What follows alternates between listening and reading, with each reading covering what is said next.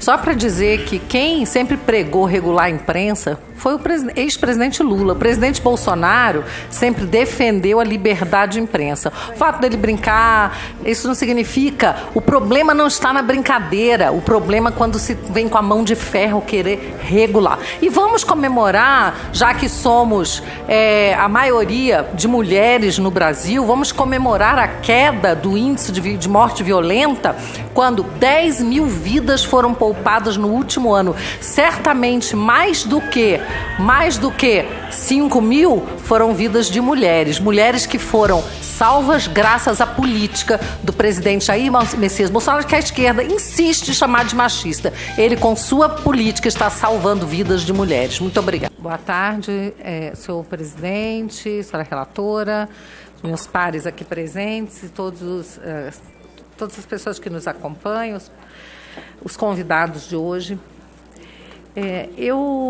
Eu percebo o seguinte: essa CPMI ela foi criada para que se buscasse, de alguma forma, cuidar ou coibir as fake news, seja principalmente através das redes sociais, porque as fake news elas trariam um desequilíbrio para o pleito eleitoral.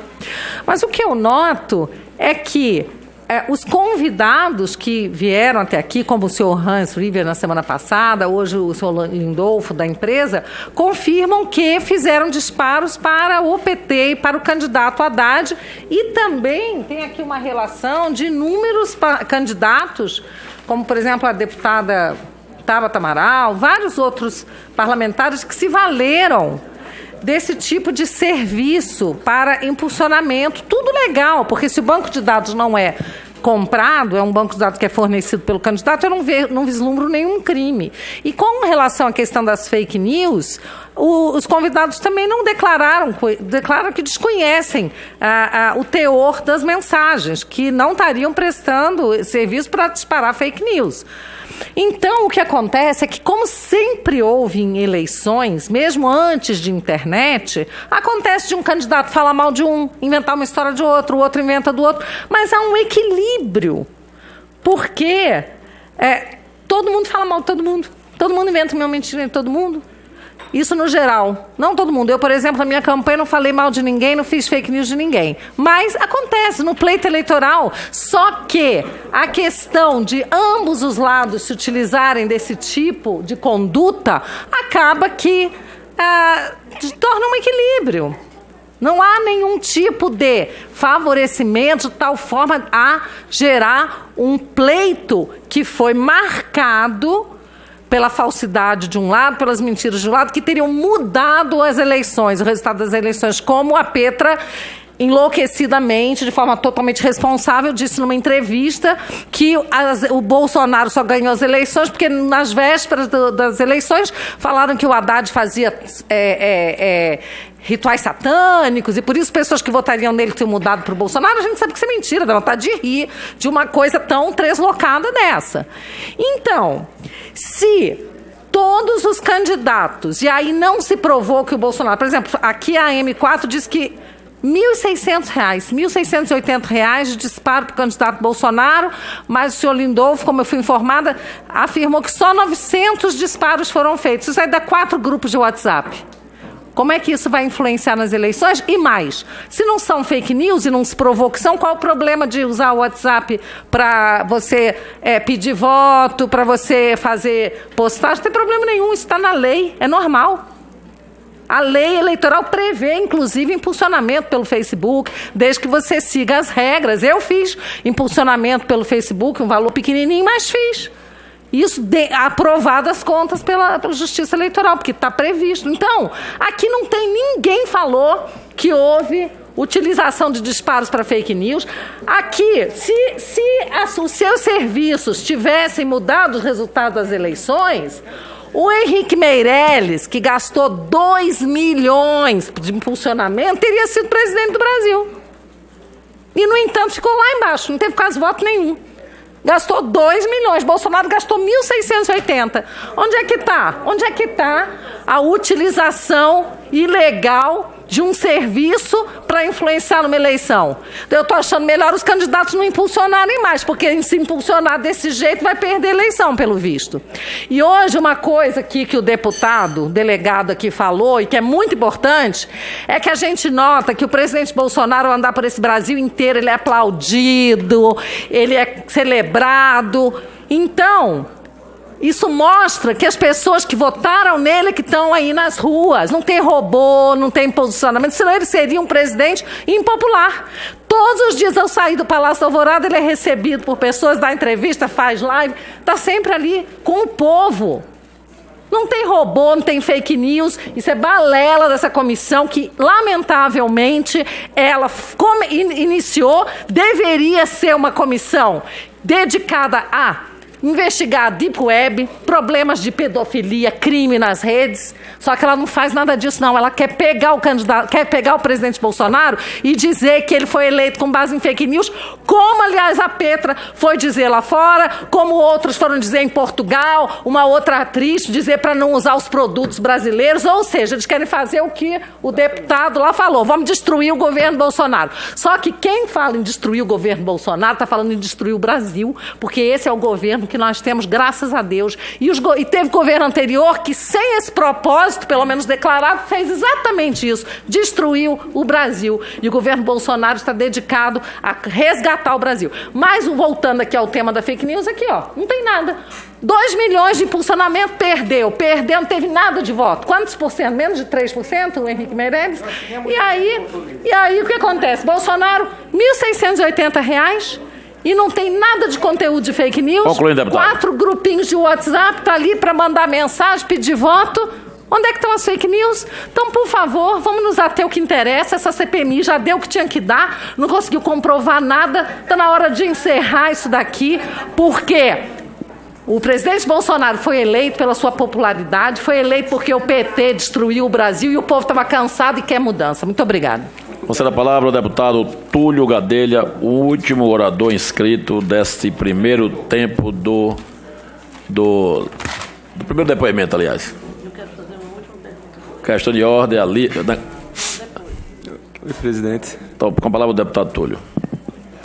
Só para dizer que quem sempre pregou regular a imprensa foi o ex-presidente Lula. O presidente Bolsonaro sempre defendeu a liberdade de imprensa. O fato dele brincar, isso não significa... O problema não está na brincadeira. O problema é quando se vem com a mão de ferro querer regular. E vamos comemorar, já que somos a maioria de mulheres no Brasil, vamos comemorar a queda do índice de morte violenta quando 10 mil vidas foram poupadas no último ano. Certamente mais do que 5 mil foram vidas de mulheres. Mulheres que foram salvas graças à política do presidente Jair Messias Bolsonaro, que a esquerda insiste em chamar de machista. Ele, com sua política, está salvando vidas de mulheres. Muito obrigada. Presidente, eu queria aproveitar que a deputada tem um grande trânsito com o governo e pedir para que o governo reponha os recursos, por exemplo, da Casa da Mulher Brasileira, que teve 0 de execução no ano passado.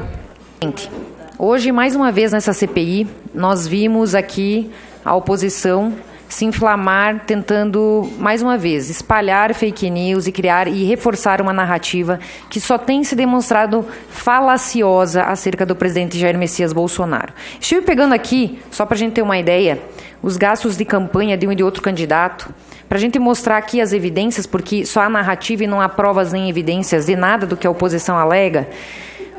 O presidente Bolsonaro, o total de despesas da campanha dele foi R$2.400.000, em torno disso, total de despesas da campanha dele. Total de despesas da campanha do Fernando Haddad foi 37 milhões, sendo que, deste valor, Só de agência de publicidade, que daí não nos foi dito aqui quanto foi gasto pela agência de publicidade contratada com disparos, mas aqui o depoente disse que houve disparos, mas pela agência M. Romano Comunicação foram R$4.834.000. Acreditamos que boa parte desse valor tenha sido investido nesse disparo de mensagens. Henrique Meirelles, já foi dito aqui, gastou R$2 milhões com disparos. O que a gente quer dizer? Em primeiro lugar, que o disparo de mensagens via redes sociais, via WhatsApp, não é crime.